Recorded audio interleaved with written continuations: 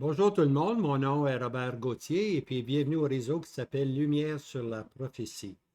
On est présentement à étudier je pense que c'est notre neuvième petit prophète sous le nom de Sophonie. Maintenant, on a vu la semaine passée que Sophonie a vécu en même temps que le roi, attends un instant, Josias, justement. Et puis on va regarder ça ici, là. Alors aujourd'hui, on va prendre le deuxième chapitre qui parle des deux appels. OK? Maintenant, comme je disais, euh, Sophonie a écrit dans les jours de Josias, lorsqu'il y a eu un réveil, on a découvert la parole de Dieu et puis on a enseigné la parole de Dieu et puis on a célébré la Pâque. Alors c'était comme s'il y avait un beau grand réveil. Mais Sophonie nous montre l'état du peuple. On a lu aussi que Jérémie montre aussi l'état du peuple, hein. Puis Sophonie appelle le peuple, ici on va le voir tantôt, là, euh, un peuple sans honte. Un peuple sans honte, hein. Alors, même s'il y avait eu un réveil, l'état du peuple était lamentable, vraiment lamentable. Et puis ça a pris le petit prophète Sophonie pour nous enseigner ceci. Maintenant, on a aussi mentionné qu'on était à quelques années près de que Dieu suscite son serviteur Nebuchadnezzar, que Babylone vienne et prenne Jérusalem, puis emmène Jérusalem en captivité. Mais cette arrivée-là de Babylone est appelée comme le jour de l'Éternel, un jour ténébreux, un jour de souffrance, tu vois, un jour d'angoisse, de dévastation, de ruine, de ténèbres. Alors, du roi de Babylone annonçait le jour de l'Éternel. Le jour était proche, mais il n'était pas encore là. Maintenant, ce qui va arriver, c'est que Babylone nous donne une image, OK, où on fait un saut prophétique vers les temps de la fin. Parce que Sophonie nous présente ce qui va se présenter au temps de la fin. Dans cet épisode-là historique, c'est Babylone qui vient, mais dans le temps futur, ça va être le roi du Nord et puis ça va aussi être l'Assyrien qui vont venir pour briser la nuque, pour ainsi dire, du peuple d'Israël, pour que le peuple d'Israël se tourne finalement vers Dieu. OK? Alors, si vous voulez, on va commencer maintenant avec le... Ici, on voit les deux appels, chapitre 2, et puis on va aller ici maintenant, comme ça, là. Et puis, après ça, je m'en viens ici. Voilà. Alors ici, j'ai parlé des deux appels, c'est ce qu'on va développer dans le deuxième chapitre. Alors le premier, le premier appel, bien, c'est bien simple. Le premier appel, c'est le dernier appel. C'est la dernière fois que Dieu va s'adresser à son peuple pour se repentir. Il l'appelle la nation sa honte. OK? Alors, c'est les. On est. Faut pas oublier, là, on est tout près du jour de l'Éternel. Faut pas juste regarder ça historiquement. Il faut regarder ça aussi prophétiquement. Dieu ne compte pas l'histoire juste pour compter l'histoire. Dieu nous emmène dans la prophétie, Dieu nous emmène dans les choses, comment les choses vont se développer. Cacherai-je à Abraham ce que je vais faire? Alors Dieu veut nous enseigner, bien-aimés, ce qui va arriver, ce qui va se passer vraiment. Alors ici, dans le chapitre 2, on voit que Dieu va faire un appel, son dernier appel à la repentance avant que le roi de Babylone vienne. Donc, il va venir dans l'histoire prophétique future. Il va arriver à un moment donné que Dieu va faire un dernier appel et puis voilà que le roi du Nord va arriver et puis que l'Assyrien par la suite va suivre en deuxième, pour ainsi dire. Alors, on y va. Sophonie 2, versets 1 à 2. Assemblez-vous, rassemblez-vous, nation sans honte, hein. C'est ça que je mentionnais ici, hein. Le dernier appel, c'est à une nation sans honte. Avant que le décret enfante. OK, ça c'est le décret de Dieu. Dieu a décrété, hein. On sait très bien que dans Daniel, Le prophète Daniel nous dit que 70 semaines ont été déterminées. Alors, il y a une période l'histoire d'Israël va durer 70 semaines. Puis dans la 70e semaine, ben, le décret va arriver et puis c'est le jour de l'Éternel qui va se présenter. Hein? Alors, la nation sans honte est appelée à se rassembler tout simplement avant que le décret enfante, avant que le jour passe comme la balle, qui passe comme ça, avant que vienne sur vous l'ardeur de la colère de l'Éternel. L'ardeur de la colère de l'Éternel.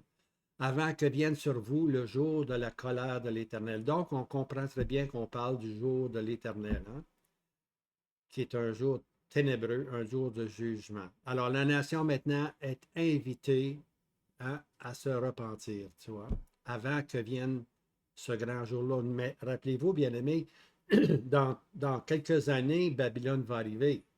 Alors, on voit vraiment qu'on est proche du jugement qui va s'exécuter sur eux. Maintenant, le deuxième appel, c'est un appel aux débonnaires du pays. Maintenant, les débonnaires, si vous lisez l'Évangile selon Matthieu, on parle bienheureux, hein, les bienheureux, les débonnaires, bienheureux les pauvres, bienheureux ceux qui pratiquent la justice. Hein? Alors, les débonnaires, c'est vraiment le résidu d'Israël, ceux qui veulent marcher droit avec le Seigneur. Sophonie 2.3. Cherchez l'Éternel, vous les débonnaires du pays. Pratiquez ce qui est juste à ses yeux. Recherchez la justice. Recherchez la débonnarité. Peut-être serez-vous à couvert au jour de la colère de l'Éternel. Alors ici, là, il va se former ce qu'on appelle un reste, un résidu pieux. OK? Au jour du Seigneur Jésus, on le dit dans Luc 2, il y avait un petit groupe, un petit reste, hein, les Marie, les Marthe, les Siméon, les Élisabeth, les Zacharie, un petit groupe de rien. Même lorsque le Seigneur Jésus est mort, il y en avait peut-être 100, on dit qu'il y en avait 120. Hein? Les débonnaires du pays, c'était eux.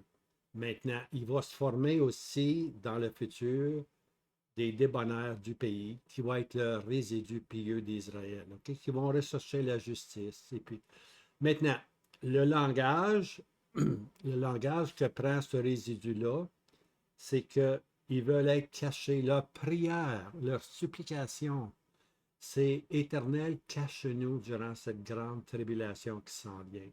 Cache-nous durant le jour de l'Éternel, le jour de la colère. Alors, mets-nous à couvert. Okay? Alors, ça veut dire simplement cache-nous. Alors, il n'y a pas juste Sophonie qui nous dit ce langage-là, que c'est le langage du peuple. Il ne faut pas oublier que le résidu, lui, va être sur la scène. OK? Va être dans cette période-là le commencement des douleurs et puis finalement la grande tribulation. Puis il va crier d'être caché. Hein? Mais il n'y a pas juste lui qui dit ceci. Regardez Ésaïe 26, verset 20. Viens, mon peuple. Dieu l'appelle son peuple. Le résidu, c'est vraiment son peuple. Hein? Viens, mon peuple, entre dans tes chambres et ferme tes portes sur toi. Va te cacher. Hein? Cache-toi pour un petit moment jusqu'à ce que l'indignation soit passée. Alors, l'indignation, on le sait très bien, l'indignation, c'est une étape plus loin, pour ainsi dire, que la grande tribulation. L'indignation, c'est la période où le roi du Nord vient et puis attaque Jérusalem. Zacharie 14, verset 2, les femmes sont violées, il prend la moitié de la ville en captivité. Hein? Alors, ça, c'est vraiment l'indignation. Le roi du Nord, ensuite, il s'en va vers le sud, vers l'Égypte, puis il va revenir. Puis là, dans une deuxième étape, maintenant, il va être détruit parce que le Seigneur Jésus met les pieds sur la montagne des Oliviers, puis il détruit le roi du Nord. Mais aussi, l'indignation comprend aussi une attaque subséquente qui arrive 45 jours plus tard. Puis cette attaque-là, maintenant, c'est Gog puis Magog. Parce qu'on sait très bien dans la prophétie que le roi du Nord, Daniel 8 nous dit, il est fort, mais non pas par sa puissance. Donc, il est appuyé par un pays qu'on appelle le fond du Nord. Puis le fond du Nord, on sait très bien, si on regarde une carte, c'est la Russie. Okay? Alors là, maintenant, le résidu ici est appelé, il crie à Dieu, cache-moi pour un petit moment, jusqu'à ce que l'indignation soit passée. OK? Alors, eux appellent pour se cacher, puis comme j'ai dit dans la vidéo numéro 1, nous, maintenant, c'est différent. Nous, on attend pour être enlevés. Nous, on dit, enlève-nous, Seigneur, pour qu'on puisse aller dans la maison du Père. On ne sera pas ici. L'Église ne sera pas dans cette scène chaotique. Elle ne sera pas dans la grande tribulation. Elle va être dans la maison du Père. C'est une promesse du Seigneur, bien-aimé. Une promesse du Seigneur. Je vais vous préparer une place et je reviendrai vous chercher. Lorsqu'on arrive dans 1 Thessaloniciens 4, on nous dit comment les choses vont se faire. Puis lorsqu'on arrive dans 1 Corinthiens, on voit que c'est dans un instant, dans un clin d'œil. Hein? Il va y avoir l'enlèvement. Nos corps vont être changés, puis ceux qui sont morts en Christ vont être ressuscités. Puis on s'en va dans la maison du Père. OK? Mais pour le résidu, eux, c'est différent. Ils sont sur cette scène. Cache-toi pour un petit moment. OK? Cache-toi. C'est Dieu qui l'a dit ça. Cache-toi. Maintenant, arrive maintenant le décret sur les nations. OK? Alors, on a eu les deux appels. Le dernier appel au peuple à se repentir, puis un appel maintenant aux résidus à se former. Maintenant, le prophète va nous parler du décret ou des jugements qui doivent tomber sur les nations. Premièrement, on a sur Gaza. On va les prendre. Gaza, versets 4 à 7. Après ça, il y a Moab puis Ammon, versets 8 à 11. Après ça, l'Éthiopie, verset 12. Et ensuite, on va au sud, sur Nénive, versets 13 à 15. OK? Alors ça, on va commencer à regarder ceci graduellement. OK, Sophonie, versets 4 à 5. On va regarder à Gaza, ce qu'on appelle en anglais la strip de Gaza. Hein, la strip de Gaza. Gaza, c'était une des 5 villes qui appartenaient aux Philistins. OK? Alors, on va lire simplement. Car Gaza sera abandonnée, première ville, et Ascalon, deuxième ville, sera une désolation. Asdod, troisième ville, on la cherchera en plein midi. Et puis Écron, quatrième ville, sera déracinée. OK? Il y en a une cinquième qu'on va voir tantôt. Malheur à ceux qui habitent les côtes de la mer. Donc, on voit leur habitation sur les côtes de la mer. OK? Lorsqu'on regarde le territoire de Canaan, on part de la mer Méditerranée et puis on s'étend vers l'ouest. Alors ici, on a la frontière, pour ainsi dire. Alors, les Philistins habitaient sur les côtes de la mer, OK? Ce passage-là qui est près de la mer, tout simplement. Alors, la nation des Kérétiens, la parole de l'Éternel est contre vous, Canaan, pays des Philistins. Donc, Canaan, c'était le pays des Philistins. C'était pas seulement les Philistins, mais il y avait d'autres nations qui étaient dans Canaan. Mais ici, on parle de la région côtière. OK? On appelle ça pays des Philistins. Je te détruirai de sorte qu'il n'y aura pas d'habitants. Alors Dieu dit qu'il va les détruire de sorte qu'il n'y a pas d'habitants. Maintenant, c'est important à réaliser ici, là, j'ai mis une note ne signifie pas anéantir ou annihilation, comme Édom. OK? Dans le livre d'Abdias, Édom va être complètement anéanti. Il va disparaître complètement. Il n'y aura plus d'êtres humains qui vont être de cette souche-là qui est Édom, les Édomites. Les Édomites sont appelés à être annihilés complètement, là, disparaître, pour ainsi dire. Alors, il faut faire attention. Lorsqu'on lit qu'il n'y a pas d'habitants, ça ne veut pas dire qu'il va y avoir annihilation. OK? Ça veut simplement dire que les habitants vont être emmenés ailleurs. Il va avoir, ils vont être un peu dispersés, pour ainsi dire. Ils vont être jugés. Plusieurs vont mourir, c'est vrai, mais ils vont toujours exister. OK? Quand on dit qu'il n'y aura pas d'habitants, ça veut pas dire là, qu'ils n'existeront plus à jamais. OK? Ce n'est pas l'annihilation ici. OK. C'est important de réaliser ceci. Maintenant, je disais qu'il y avait 5 villes, on en a vu 4, il en manque une. OK? Il manque une des villes royales des Philistins. C'est Gath, G-A-T-H, ville où habitait Goliath. OK? Maintenant, Gath, on n'entend plus parler parce qu'à un moment donné, David va ruiner cette ville-là. Il va la mettre en ruine et puis on n'entend plus parler, mais on entend toujours parler de Gaza, Ascalon, Asdod et Ekron. Ils sont toujours ensemble, ces quatre-là. C'est le territoire côtier qu'on appelle les Philistins. OK? Maintenant, je veux dire quelques mots sur Gath, la ville qui n'est pas mentionnée. C'est dans 2 Samuel 1, verset 20. C'est très solennel ce que je vais vous dire là. C'est bien ça. Ne le racontez pas à Gath ou dans Gath. N'emportez pas la nouvelle sur les rues d'Ascalon, de peur que les filles des Philistins ne se réjouissent, de peur que les filles des incirconcis ne tressaillent de joie. L'arrière-plan de cette expression-là, ne le dites pas à Gath. Puis j'aimerais que vous vous souveniez de cette expression-là. Ne la racontez pas à Gath. Alors, l'arrière-plan de cette histoire-là, dans 2 Samuel, c'est que Saül et puis son fils Jonathan viennent de tomber dans les mains des ennemis des Philistins, pour ainsi dire. Les deux meurent. Et puis, Samuel dit, ou l'esprit prophétique dit, ne le dites pas à Gath. Hein. Allez pas dire aux Philistins ce qui est arrivé à Saül puis à son fils Jonathan. En passant, Jonathan aimait David comme son âme. Hein? Alors, c'est important lorsqu'il arrive un désastre spirituel, lorsqu'il arrive une faille dans un croyant qui s'est égaré, faut pas le crier, bien-aimé. Faut pas répandre. Hein?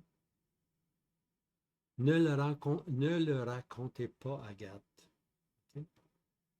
C'est désolant lorsqu'un frère tombe ou une sœur tombe, puis on commence à en parler. C'est pas le chemin de Christ, je pense. C'est pas le chemin du croyant.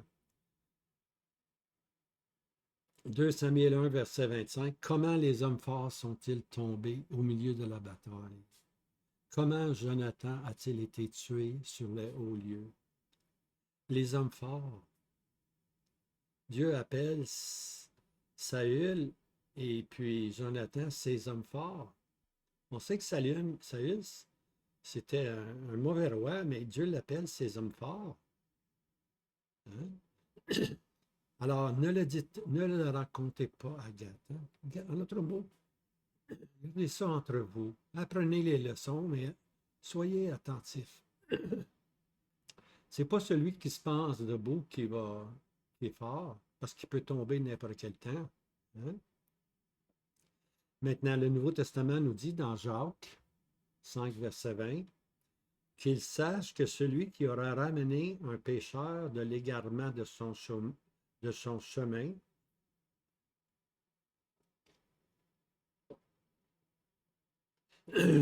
sauvera une âme de la mort et couvrira une multitude de péchés.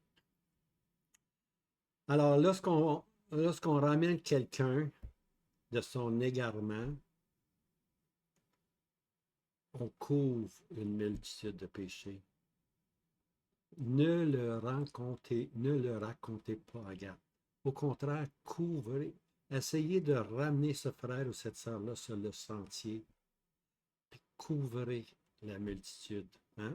Couvrez ce péché-là. Okay? Maintenant, je vais vous conter une histoire. C'est un cas où un individu a tombé, que ce soit un frère ou une sœur qui a tombé, mais tombé très bas, très, très bas. Et puis, naturellement, c'est venu aux yeux du rassemblement, puis le rassemblement doit se purifier, pour ainsi dire, avoir une conscience nette et pure, puis ils doivent juger les conséquences du péché de cet individu a commis. Alors, deux frères sont sont choisis pour aller visiter cette personne-là. Et puis en chemin, les deux frères, ils marchent ensemble et puis on discute. Et puis un des frères dit à l'autre frère, lui dit, Hey mon ami, mon frère, aurais-tu fait, toi, ce que ce frère-là ou cette sœur-là a fait? Et puis l'autre frère de répondre, non, jamais. Alors le frère, le premier frère, le frère aîné qui avait posé la question, lui dit simplement, laisse faire, je vais y aller tout seul. Lorsqu'on pense que on se tient debout et qu'on ne fera pas ce que les autres ont fait, on ne peut pas être un, on ne peut pas être un outil pour rétablir une âme qui s'est éloignée. Hein? Alors, c'est très solennel. Ne le racontez pas à Gath. Okay? Alors, c'est une expression que je veux imprégner dans vos pensées. Okay? Alors, on continue. Maintenant, la bande de Gaza. Parce que Gaza, c'est la première ville mentionnée, puis là, il y a les 4 autres villes qui sont mentionnées. Mais la bande de Gaza, c'est ici, là. C'est la bande côtière, ici, tout le long ici.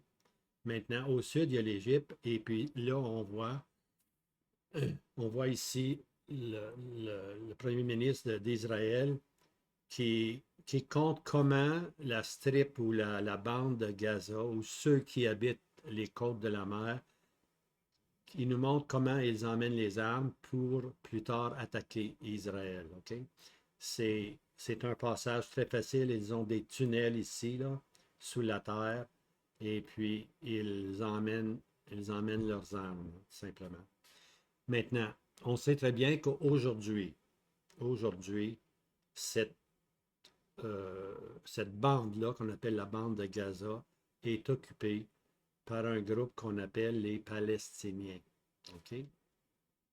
Maintenant, intéressant, c'est que les Palestiniens, c'est un nouveau nom, hein? C'est un nouveau nom, mais c'est la même haine. C'est la même haine que les Philistins. Les Philistins haïssaient le trône de l'Éternel. Ils ne voulaient pas que Jérusalem soit le lieu que Dieu puisse contrôler le monde par Jérusalem. Alors, les Philistins, c'était des ennemis acharnés. Il y avait des Goliaths. Hein? C'était vraiment là un peuple qui détestait Israël. Puis David a dû combattre contre eux longtemps. Okay? Maintenant, il n'y a rien de nouveau sur le soleil, bien-aimés. Les noms peuvent changer, les territoires peuvent changer, mais la haine contre le peuple juif est toujours là. Okay? Alors aujourd'hui, arrivent de l'Égypte des rebelles qu'on appelle les Palestiniens. Okay? Alors les Palestiniens, ils ont la même horaire que les Philistins, détruire Jérusalem. Okay? Donc, on est rendu loin dans la prophétie. Là. On est rendu loin dans la prophétie. Parce que dans Sophonie, c'est le dernier appel à Dieu avant que le jour de l'Éternel vienne. On est à la porte du jour de l'Éternel. Et puis ici, là, on voit très bien qu'aujourd'hui, ce qui se passe, 2000, peut-être 500 ans avant, c'était Sophonie qui écrivait, puis maintenant, c'est nous qui voyons la bande de Gaza. OK? Puis on voit tous ceux qui l'occupent. Hein? Et puis leur cri ou leur chant, c'est de la mer au Jourdain. Okay? De la mer, c'est la mer Méditerranée. Si c'est la mer Méditerranée, ben, ils veulent contrôler de la mer Méditerranée jusqu'au Jourdain. Ils veulent tout contrôler, Israël. Puis leur désir, c'est d'anéantir, tout simplement. D'anéantir la nation d'Israël. Alors, on voit ça de notre vivant, Et puis, il faut réaliser que ce que Sophonie nous enseigne, que c'était le dernier jour, que c'était le dernier appel, qu'on est rendu, bien-aimé, à ce point-là.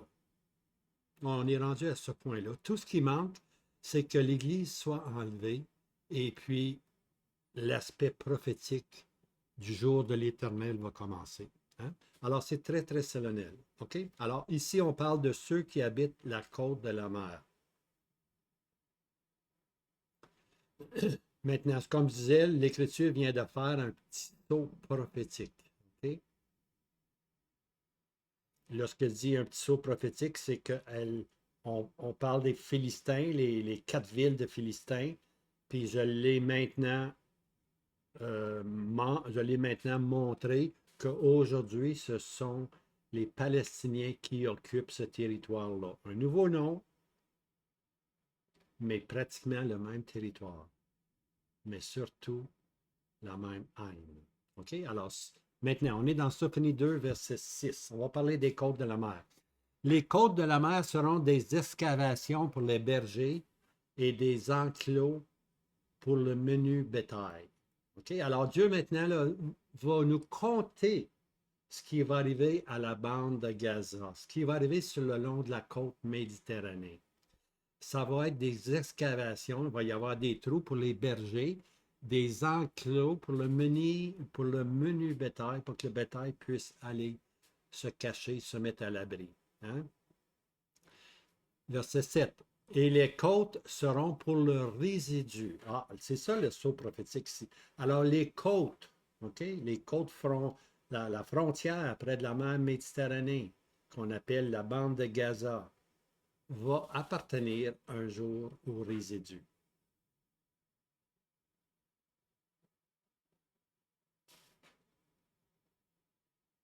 C'est la prophétie.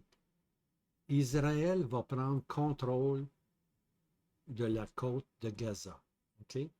Et les côtes seront pour le résidu de la maison de Juda, les Juifs, le résidu pieux, les débonnaires, hein, qui vont se former dans cette période-là de la maison des Juifs, vont y paître. OK? Le résidu va aller là avec ses troupeaux. Il va paître là. Les bergers vont être là. Il va y avoir des enclos. Le soir, ils se coucheront dans les maisons d'Ascalon. Voici une deuxième ville. Hein? Ils vont se coucher, ils vont saisir le territoire, puis ils vont se coucher dans la maison des Palestiniens, okay? Dans la maison d'Ascalon. Car l'Éternel, leur Dieu, les visitera et rétablira les captifs. Alors l'Éternel Dieu va aider son peuple, va visiter son peuple, puis va rétablir les captifs. Hein? Les captifs, c'est ceux qui sont en captivité. C'est les peuples d'Israël qui sont en captivité. Et puis les côtes frontières seront pour le résidu. Sophonie 2, verset 7. N'oubliez pas ce verset-là. Quand vous voyez tout ce qui se passe dans Gaza, rappelez-vous que ce territoire-là va appartenir aux résidus d'Israël, puis ils vont se coucher dans les maisons des Palestiniens. OK? Si on avait seulement ce verset-là, ça suffit. Un verset suffit hein, pour la foi. Mais voici maintenant un autre verset dans un autre prophète, Zacharie 9, versets 5 à 7. Ascalon le verra et aura peur. OK, ça c'est une ville. Gaza aussi, la bande de Gaza aussi. Et elle sera fort angoissée. Écron aussi, hein? Car elle sera honteuse de sa confiance. Hein? Présentement, ils sont très confiants, mais ils vont avoir honte de leur confiance. Et le roi sera retranché de Gaza. Le leader, le président de Gaza sera retranché. Et Ascalon ne sera pas habité. Et un bâtard demeurera à Asdod. Je détruirai l'orgueil des Philistins, l'orgueil des Palestiniens. Je détruirai l'orgueil des Palestiniens. Et on peut dire la haine des Palestiniens. Et j'ôterai son sang de sa bouche. Hein? Quelle expression, le sang de sa bouche. Hein? Il va y avoir. C'est un peuple qui aime égorger. C'est un peuple qui aime emmener en captivité des gens innocents. J'ôterai le sang de sa bouche et les abominations d'entre ses dents.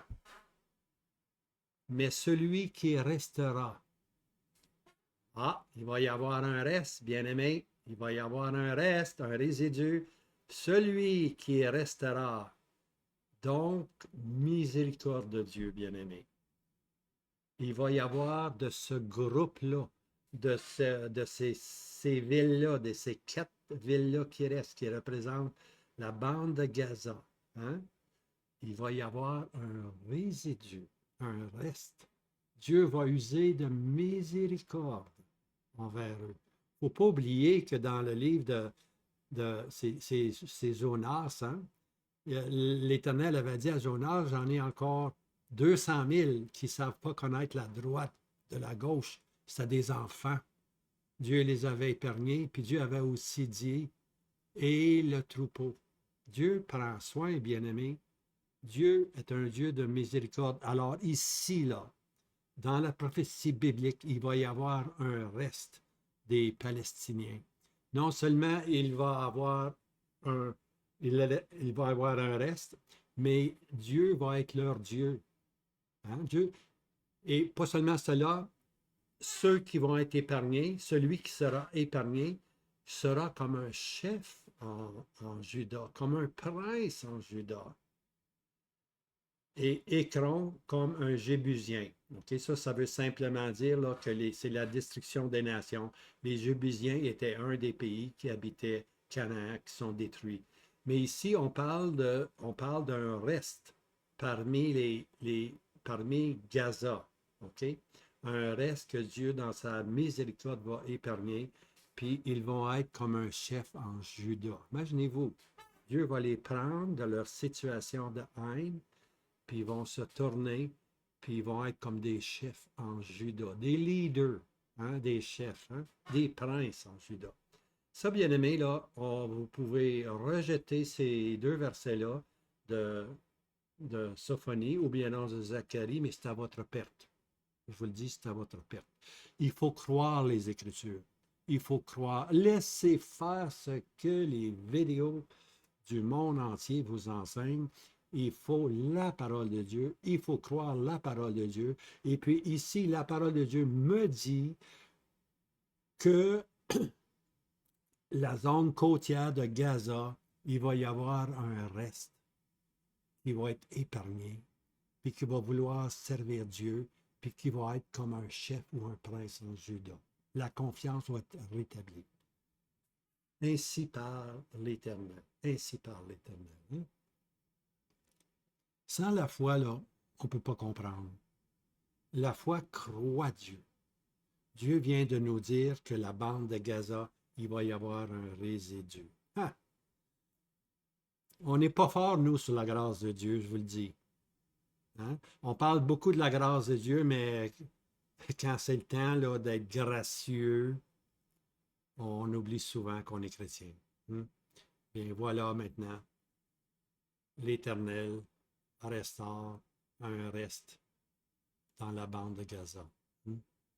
Alors, c'est beau, hein? C'est beau. C'est notre Dieu, ça. C'est notre Dieu sauveur.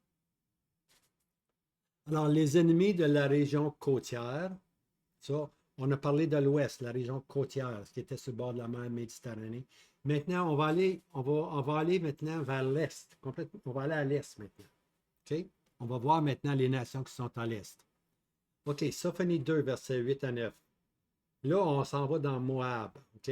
Dans Ammon. OK? Je ne l'ai pas mis en noir là, ici, mais Ammon, il est ici. OK? Sophonie 2. J'ai entendu l'outrage de Moab et les insultes des fils d'Ammon, par lesquels ils ont outragé mon peuple. Et se sont élevés orgueilleusement contre leurs frontières. Ce sont les nations ici, là, on est entouré de nations, là. Il ne faut pas oublier, là, au temps de la fin, ces nations-là reprennent vie. Différentes frontières, différents noms, mais ils reprennent vie. Aujourd'hui, Moab et Ammon, c'est la Jordanie du Nord, Jordanie centrale, puis Jordanie du Sud, c'est Édom. Alors, mais ces noms-là, là, ils ont changé de nom, Ils ont- mais ils occupent le même territoire, hein, le même territoire. Et puis ces gens-là sont appelés à recevoir le jugement. Alors, tous ces nations-là autour d'Israël, on va le voir, le nord, le sud, l'est, puis l'ouest, toutes ces nations-là qui ont détesté Israël, hein, alors on voit qu'ils vont avoir un jugement au temps de la fin. OK? Ils ont outragé mon peuple. Ils se sont élevés orgueilleusement contre leurs frontières. C'est pourquoi je suis vivant, dit l'Éternel des armées, le Dieu d'Israël, comme Moab sera comme Sodome, et que les fils d'Ammon, les Ammonites, seront comme Gomère, un lieu couvert d'orties, des carrières de sel et une désolation à toujours. Hein? Alors voici maintenant ce qui va arriver à Moab et puis à Ammon, OK? Ceux de l'Est, OK? Ils vont être jugés de par l'Éternel. Hein?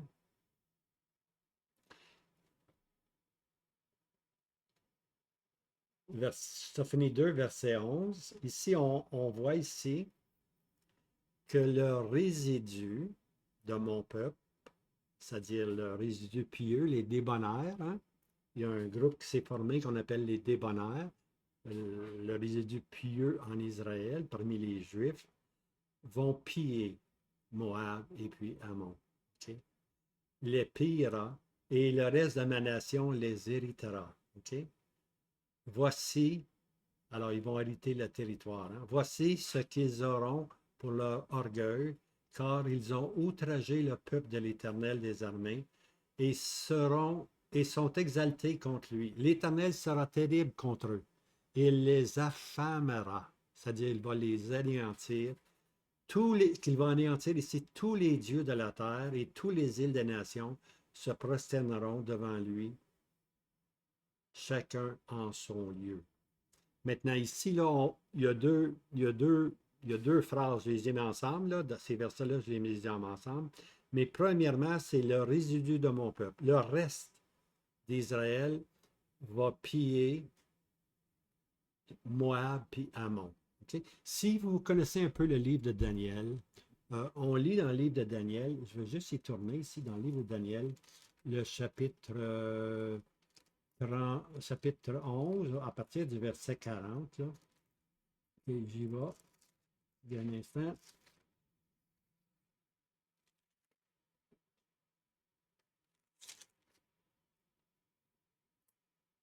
Et au temps de la fin, et là, c'est ça, au temps de la fin, le roi du Médie va heurter contre lui, puis le roi d'Israël va heurter contre lui. En d'autres mots, le lui ici, c'est le faux roi en Israël. OK? C'est l'Antichrist, le faux roi. Alors, le roi du Nord va venir attaquer, puis le roi du Sud va venir attaquer. Et puis, c'est le roi du Nord maintenant, avec son armée supérieure, qui va prendre contrôle. C'est lui qui va saisir la ville de Jérusalem. La moitié de la ville va aller en captivité. Puis le roi du Nord, là, il décide là, d'en finir avec le roi du Sud. Puis là, il reste un peu de son armée à Jérusalem, mais la masse de l'armée part avec lui. Puis là, on s'en va dans le sud, on s'en va en Égypte, on s'en va prendre toute l'Égypte, toute l'Afrique, tous ces pays-là, on va les amener à la soumission. Maintenant, il est en route, et puis on lit ici, là, euh, mais ceux-ci échapperont à sa main, Édom, Moab et les principaux fils d'Ammon. Il étendra sa main sur le pays d'Égypte. Alors ici, là, on voit le roi du Nord qui s'en va en Égypte, mais il ne touche pas à Ammon, il ne touche pas à Moab, puis il ne touche pas à Édom. On peut se poser la question pourquoi. Je pense que la réponse est ici. C'est réservé aux résidus de mon peuple de piller Ammon, Moab et puis Édom. Okay? Les trois ils ont un lien de parenté avec Israël, Et puis un jugement spécial va tomber sur eux. Quand je dis qu'ils ont un lien de parenté, Moab et Ammon sont sortis des filles de Lot. OK? On se rappelle le phénomène extraordinaire lorsque les filles de Lot ont enivré leur père puis ont couché avec. Eh bien, ça, c'est Moab puis Ammon. Édom, lui, c'est le frère de Jacob, hein, qui n'a pas aimé, Édom n'a pas aimé la bénédiction. OK? Et puis, c'est Ésaü, dans le fond, son nom c'est Ésaü, mais plus tard, il devient Édom, ils deviennent les Édomites. Alors, c'est un jumeau, c'est le jumeau de Jacob. Alors, vous voyez qu'il y a un lien d'apparenté, un lien très, très proche. Alors, eux ont tellement haï Israël, même s'ils avaient un lien d'apparenté, que Dieu va les juger par Israël lui-même, par leur résidu. Okay? C'est très, très solennel. Dieu les garde pour le résidu. Il ne permet même pas que le roi du Nord y touche. Okay? Le jugement va venir par le résidu d'Israël. Ici, on le voit, ils vont piller Ammon puis Moab, et le reste de ma nation les héritera. Voici, ils auront pour leur orgueil, voici ce qu'ils auront pour leur orgueil, car ils ont outragé le peuple de l'Éternel des armées et se sont exaltés contre lui. OK, alors ça, c'est la première partie. Mais le verset 11. L'Éternel sera terrible contre eux, contre ces nations-là avoisinantes, Moab, Ammon, puis tout ce qui est nord, tout au sud, tout à l'ouest. On va le voir là. Là, on est en train de voir les nations qui entourent Israël. OK? Alors, l'Éternel sera terrible contre eux. On est juste rendu à l'est. On a fait l'ouest, on est rendu à l'est. Tantôt, on va faire le sud, puis on va faire le nord. OK? L'Éternel sera terrible contre eux, car il affamera. OK? Le mot affamera veut dire anéantir. OK? Mais il va anéantir quoi? Il va anéantir les dieux de la terre. OK, là, c'est différent là, maintenant. On reste faire le peuple. On lit ici que l'Éternel va anéantir, complètement détruire les dieux de la terre. OK? Tous les dieux de la terre vont disparaître. Et toutes les îles des nations se prosterneront devant lui, chacun du lieu où elle est. Alors les nations, les îles lointaines, les pays lointains vont se tourner vers l'Éternel, puis vont adorer un seul vrai Dieu. On lit dans Deutéronome qu'il y a un seul vrai Dieu, un seul vrai Dieu. C'est répété continuellement qu'Israël devait être les témoins qu'il y a un seul vrai Dieu. Ils n'ont pas réussi et la chrétienté non plus, bien aimé. La chrétienté a tellement de divisions parmi les chrétiens, c'est en avoir honte. OK? Mais maintenant, ici, on est avec Israël. Israël ont manqué, ils n'ont pas haut élevé qu'il y avait un seul Dieu, mais l'Éternel, lui, va s'organiser pour que tous les dieux de la terre disparaissent, pour ainsi dire. OK? Et puis que chacun, les nations, se prosternent. Maintenant, voici ici, là, la croyance islamique, la croyance bouddhisme, et puis la croyance hindouisme vont être anéantis. OK? Musulmans, bouddhistes, hindous, il les affamera. Il les affamera. Et puis c'est ici le texte, là, il les affamera. Hein? L'autre mot, il va les anéantir. Alors ici, ça disparaît, ça disparaît, puis ça disparaît, puis il y a un seul Dieu, c'est l'Éternel et son nom. Hein? C'est l'Éternel et son nom.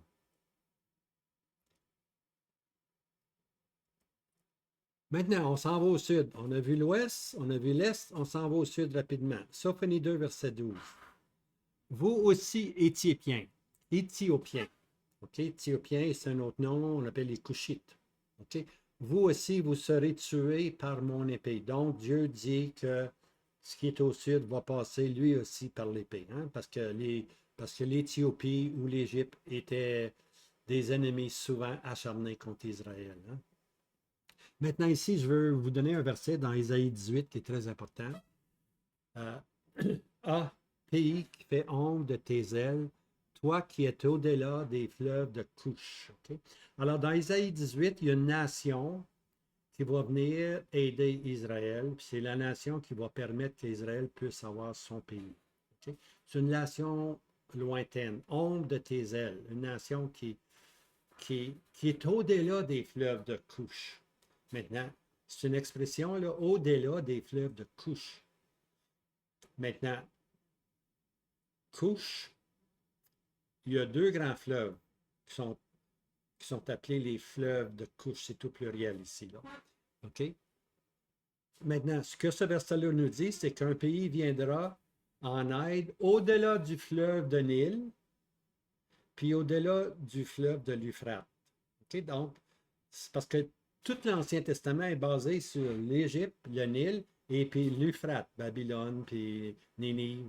Alors, tout se passe dans ce territoire-là. Ces deux pays-là sont continuellement en guerre, le nord contre le sud, sont continuellement en guerre. Mais voilà que maintenant, Dieu va susciter d'un pays lointain, Dieu va susciter un pays qui va aider, qui va être l'ombre, qui va protéger Israël, puis va leur aider à avoir un territoire qu'on connaît aujourd'hui, 1948. Okay? Donc, il y a bien aimé un couche africain, puis un couche asiatique. C'est important à saisir ça. Il n'y a pas beaucoup d'enseignants qui comprennent ceci. Couche n'est pas seulement dans la région asiatique. Il y a eu un grand nombre dans Genèse, probablement dans Genèse 10, qu'on voit que plusieurs sont allés vers l'Afrique, puis d'autres sont allés vers l'Asie. Okay? Donc, il y a deux couches, un africain et un asiatique. Hein? Mais au-delà de ces territoires-là, va arriver prophétiquement une nation qui va aider, qui va couvrir de ses ombres Israël, puis va lui donner son pays. Donc, c'est au-delà du territoire qu'on connaît, ou qu'on connaît dans cette période-là. Maintenant, au jour de Sophonie, l'Éthiopie, parce que ici c'est marqué, et vous aussi, Éthiopiens, hein, l'Éthiopie, c'est le pays qui est encore plus au sud, mais l'Éthiopie était une grande puissance, c'était un grand, grand royaume. Puis c'est eux d'ailleurs qui contrôlaient une période, dans la période de Sophonie, ils contrôlaient déjà l'Égypte, tu vois. Ils contrôlaient toute l'Afrique, puis ils contrôlaient aussi l'Égypte. Hein? Puis ce qui va arriver, bien aimé, ce qui va arriver, c'est que lorsque Nebuchadnezzar va venir, dans quelques années, il arrive, lui, il va emmener Israël en captivité. Puis là, il va dire au roi de Babylone, il va dire au roi de Babylone, à Nebuchadnezzar, va-t'en maintenant, va vers Tyr, cette grande ville maritime, puis détruis Tyr. Maintenant, on lit que Nebuchadnezzar va passer 13 ans à essayer de conquérir Tyr.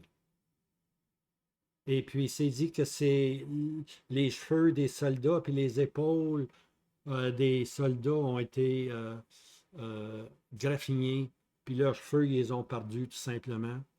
Et puis, finalement, après 13 ans de siège, ils prennent Tyr, mais tout l'or, tout l'argent est parti par les bateaux. Hein? Les princes de Tyr sont simplement allés vers d'autres îles avec tout leur trésor. Alors, pauvre Nebuchadnezzar, il n'a rien eu. Hein? C'est arrivé, il y a eu bredouille, pour ainsi dire. Mais Dieu dit à Nebuchadnezzar, tu m'as bien servi, mon ami. Va au sud maintenant, et puis je te donne toute l'Égypte, puis l'Égypte est à toi. Alors Nebuchadnezzar repart, puis il va conquérir l'Égypte. Et puis, puis à ce moment-là, l'Éthiopie aussi est conquise. Puis c'est la fin vraiment du règne de l'Éthiopie. Hein? Vous aussi, Éthiopiens, vous serez tués par mon épée. Hein? Alors, c'est sûr que c'est Nebuchadnezzar qui a fait ceci, mais dans l'histoire prophétique, c'est le roi du Nord qui s'en va vers le sud. Hein? Puis quand il revient du sud, au temps de la fin, il a une armée extraordinaire parce que tous les pays africains, tous les pays du nord de l'Afrique, tous les pays de l'Égypte se soumettent à lui et puis fournissent des soldats et des armes. Alors, il revient maintenant, il entend une nouvelle, il revient quoi? Il revient sur Jérusalem, hein, croyant anéantir une fois pour toutes Israël, mais il trouve sa fin parce que le Seigneur Jésus est là, sur la montagne des Oliviers. C'est une belle histoire, hein? OK. Maintenant, on s'en va vers le nord. On a vu la région côtière, l'ouest, on a vu l'est, on a vu le sud. Il reste juste le nord. Sophonie 2.13. Et il étendra sa main vers le nord, et il détruira l'Assyrie, et il changera Ninive en désolation, en un lieu aride comme un désert. Okay? Ninive. En autre mot, ici, là, il s'en va vers le nord. OK? Et dans cette période-là, ici, là, Ninive n'est pas encore détruit. OK? Puis c'est Babylone qui va détruire Ninive. Donc, pour situer Sophonie, l'Assyrien existe, Ninive est encore là, puis dans quelques années, voilà qui va arriver Babylone, les Mèdes puis les Perses, qui vont simplement détruire Ninive, simplement. Puis après ça, ils vont aller, puis vont se tourner vers Jérusalem, puis ils vont saisir Jérusalem. Alors, c'est important là. Ninive n'est pas encore détruit, mais l'annonce que Ninive va être en désolation est annoncée. Hein? Sophonie 2, verset 14. Et les troupeaux se coucheront au milieu d'elle, toutes les bêtes en foule, le pélican aussi, le budor passera la nuit sur ses chapiteaux. Et il y aura la voix des oiseaux qui chantent aux fenêtres. La désolation sera sur le seuil, car il a mis à nu les lambris de cèdre. Alors ici, on voit la destruction de Ninive. OK? Ninive est détruite, simplement. Sophonie 2, verset 15. C'est là cette ville qui s'égayait et habitait en sécurité, qui disait en son cœur, moi, et à part moi, il n'y en a pas d'autre, nul autre. Comment es-tu devenu une désolation, un gîte pour les bêtes? Quiconque passera à côté d'elle sifflera et secourra sa maison. Alors voici ici, on voit Ninive qui est enflée, enflée d'orgueil, mais elle va être détruite par Babylone. Et puis, alors la destruction de Ninive nous parle, dans le futur, nous parle de la destruction aussi de l'Assyrien.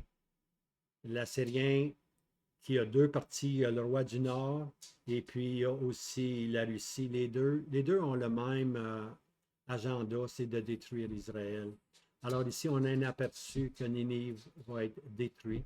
Et puis dans la prophétie biblique, c'est ça qui va arriver aussi. Le roi du Nord va être détruit.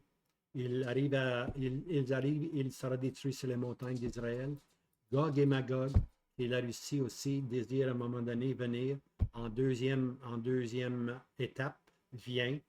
OK? La première attaque, c'est le roi du Nord, il prend la ville, s'en va en Égypte, et puis plus tard arrive Gog et Magog, qui lui aussi va trouver sa fin. Parce que Gog puis Magog, la Russie, elle vise le contrôle du monde. Puis lorsqu'elle voit que Jérusalem est en tranquillité, hein, que tout est en paix, elle pense qu'elle va avoir la vie facile. La Russie pense qu'elle va simplement ramasser Israël, hein, mais elle ne réalise pas que le Messie est là. C'est la raison pourquoi le peuple habite en sécurité. Hein? Israël n'habitera pas en sécurité, bien-aimé, avant que le Messie soit là. Hein? Alors, si on lit dans Ézéchiel 38 que Israël habite en sécurité, c'est que le Messie est arrivé maintenant. Puis il a reconnu son peuple. Il a mis les pieds sur la montagne des Oliviers, a détruit le roi du Nord. Il est là maintenant. Et puis maintenant, il va arriver, il va appeler, il va siffler les 10 tribus qui viennent vers lui, parce qu'il y a un des Juifs présentement à Jérusalem. Les 10 tribus vont venir. Puis lorsque les 10 tribus vont entrer dans la terre promise, eh bien, c'est à ce moment-là que la deuxième attaque de l'Assyrien, qui est Gog et Magog, va arriver. Il va vouloir les détruire, mais lui aussi trouvera sa fin sur la montagne, hein, sur la montagne sur la montagne de Sion, pour ainsi dire, la montagne sur les montagnes d'Israël, pour être plus juste. Il va être anéanti sur les montagnes d'Israël. Et puis pendant 7 ans, on va brûler des arbres. Il n'y a pas un arbre qui va être coupé en Israël. C'est le millénium. On est rendu au millénium, là. Après la destruction de Gog et Magog, c'est 1335 jours. Bienheureux celui qui arrive, dit Daniel, à 1335 jours.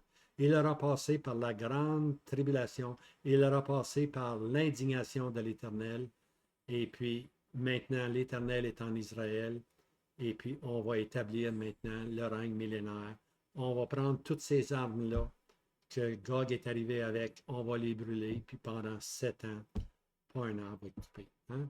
C'est le millénium, bien aimé. C'est le millénium. Hein? Alors, tout ceci dans le livre de Sophonie, le petit prophète Sophonie. Alors, il nous reste un chapitre à prendre. Alors, je vous encourage à persévérer et puis de lire Sophonie. C'est des lectures faciles, tout simplement. C'est vraiment des lectures faciles. Alors, je vous laisse avec ceci. Je pense que j'ai fini. Oui. Alors, je vais juste faire certain que j'ai fini, là. Ah, oui, fini. Excusez. J'ai maintenant fini. Alors, comme on dirait, hein, je vais vous saluer. Je vous embrasse affectueusement dans le Christ, notre Sauveur. Hein. Il vient bientôt.